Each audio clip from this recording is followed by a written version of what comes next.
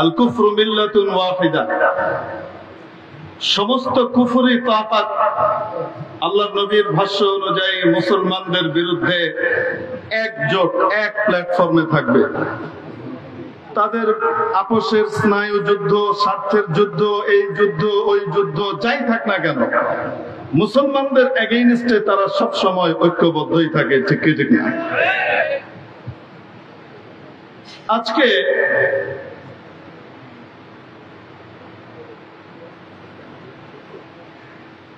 প্রিয় উপস্থিতি, আমাদের মুসলমানদের ছোট্ট একটা ভূমি বাংলাদেশ, মুসলমানদের এই অর্থে বলছি 92% জনতা হলো অধিবাসী দেশের মুসলমান।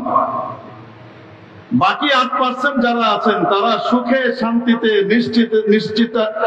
নিশ্চিন্তে নিরাপত্তার সাথে নিজের জীবন এখানে নির্বাহ করছেন। ঠিক কি ঠিক না? ধর্মীয় সংখ্যালঘু হওয়ার কারণে আজ পর্যন্ত সংখ্যাগুরুরা কারো উপরে আক্রমণ করে ধর্মীয় দাঙ্গা তৈরি করেছে, বাংলাদেশে এর নজির নাই। ঠিক কি ঠিক না? মেরে মুহতারাম দোস্ত, এই অল্প ঐক্যটাও অনেকে বরদাস্ত করতে পারছে না। এজন্য আমাদের দেশের একটা অংশ পার্বত্য চট্টগ্রামকে নিয়ে ষড়যন্ত্রে মেতে উঠেছে, যে কোনো মূল্যে এটিকে খ্রিস্ট রাজ্য বানিয়ে আমার দেশ থেকে পৃথক করতে হবে।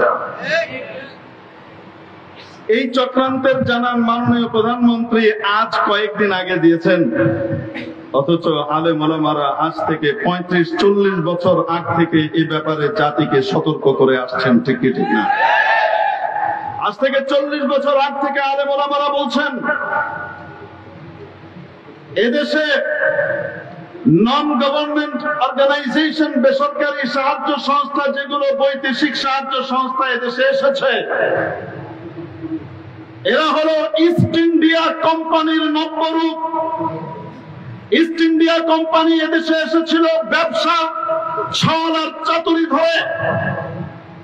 190 বছর পর্যন্ত এদেশের জাতিকে তারা গোলাম বানিয়ে রেখেছিল। ঠিক কি ঠিক না? আজকে ইস্ট ইন্ডিয়া কোম্পানির এই নব্যরূপী এনজিও এবং বেসরকারি সাহায্য সংস্থাগুলো এদেশে ঢুকেছে, গভীরভাবে ষড়যন্ত্রের জাল বিস্তার করে এদেশ থেকে ঢালাও ভাবে ইসলামিক কৃষ্টি কালচার এবং ইসলামী সংস্কৃতিকে ঝেঁটিয়ে বিদায় করবার অপচেষ্টা করে যাচ্ছে। ঠিক তেমনি ভাবে আমাদের পাহাড়ের ভিতরে ষড়যন্ত্রের জাল বুনছে এদেশ থেকে বিচ্ছিন্ন করে পূর্ব ত্রিপুরার মতো একটি খ্রিস্ট রাজ্য প্রতিষ্ঠা করবার জন্য। ঠিক না? মাননীয় প্রধানমন্ত্রী, আমরা আপনাকে সাধুবাদ জানাই। শেষে হলেও আপনি স্বীকার করেছেন এদেশে খ্রিস্ট রাজ্য প্রতিষ্ঠার একটি ষড়যন্ত্র চলছে।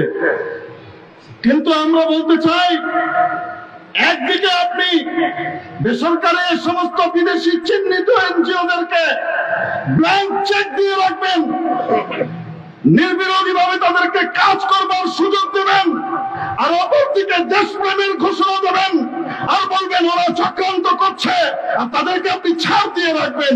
জাতি কিন্তু এই দ্বিমুখী আচরণ দেখে হতাশ। আজকে এদেশে ব্র্যাক একটা এনজিও হিসেবে এসেছিল, আপনাদের মনে আছে কিনা? ব্র্যাক এসেছিল একটি এনজিও হিসেবে, তারপরে তারা ব্যবসা প্রতিষ্ঠান খুলেছে, তাদের আড়ং আছে। ব্র্যাকের ব্যবসা প্রতিষ্ঠান আড়ং। ব্র্যাক এদেশে ব্যাংকও করেছে, এদেশে আবার শিক্ষা প্রতিষ্ঠানও করেছে। চাই সেই শিক্ষা প্রতিষ্ঠানে শিক্ষা হোক, চাই কুশিক্ষা হোক, তা নিয়ে আমার বলার দরকার নেই। যে সমস্ত মানুষ টাকা রাখতে চায় না, তাদের ব্যাংকে দিবে না, তাদের পকেট থেকেও টাকাটা টেনে বের করে আনবার জন্য বিকাশের ব্যবস্থা করেছে। ঠিক কি ঠিক না? এদেশের ধন সম্পদ সকলের সবকিছু লুটে নিয়ে তারা এই দেশের স্বার্থ বিরোধী এবং দেশ বিরোধী চক্রান্ত করে যাচ্ছে। তাদের ব্যাপারে কোন রকমের বিধিনিষেধ, তাদের ব্যাপারে কোন রকমের প্রতিবন্ধকতা তৈরি না করে যারা নাকি তাদের বিরুদ্ধে কথা বলে, সে সমস্ত আলেম ওলামার ঘরে যখন মামলার হামলার হুলিয়া চাপিয়ে দেওয়া হয়, তখন জাতি আপনার কথা বিশ্বাস করতে সন্দেহ করে। আমরা পরিষ্কার করে বলতে চাই,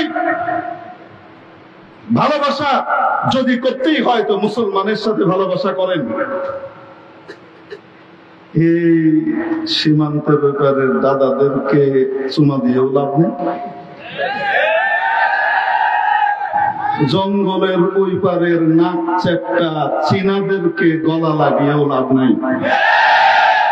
এরা আপনাকে দু চারটে ব্রিজ করার জন্য টাকা পয়সা দেবে, কিন্তু চীনের মদদে, আমেরিকা এবং ইউরোপিয়ান কান্ট্রিগুলোর মদদে, সম্মিলিত মদদে আমাদের পাহাড়ে কুকি চীন তৈরি করা হয়েছে, ঠিক কি ঠিক না?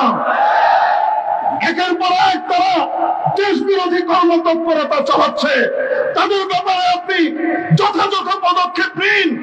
চীনের সাথে শুধু বন্ধুত্বপূর্ণ সম্পর্ক রাখলে হবে না, তাদের ব্যাপারে সচেতনতাও অবলম্বন করা জরুরি, ঠিক কি ঠিক না? এদের ব্যাপারে ব্যবস্থা নেন, আমরা আপনাদের সাথে থাকব। কিন্তু যদি আপনি সবাইকে ছাড় দিয়ে রাখবেন আর মুখে মুখে বলবেন যে খ্রিস্ট রাজ্য প্রতিষ্ঠা হয়ে যাচ্ছে, কিন্তু এই সমস্ত ডাইভার্সনের মাধ্যমে দেশ আর জাতি দ্বিতীয়বার বিভ্রান্ত হতে রাজি নাই, ঠিক কি না? আমাদের একটাই কথা, এই দেশ এর মুসলমান কখনোই আপনাদের ঘাড়ে পড়তে যাবে না। কে ক্ষমতায় আসলো, কে ক্ষমতা থেকে নামলো, তা নিয়ে আমাদের মাথা ব্যথা নেই, তা নিয়ে হেফাজতে ইসলামের মাথা ব্যথা নেই। কিন্তু যদি ইসলামের গায়ে সামান্য আচর দেওয়া হয়, ইসলামের দিকে যদি সামান্য বাঁকা চোখে তাকানো হয়, তাহলে সেই চোখ যারই হোক না কেন চোখ উপরে ফেলা হবে, ছেড়ে দেওয়া হবে না।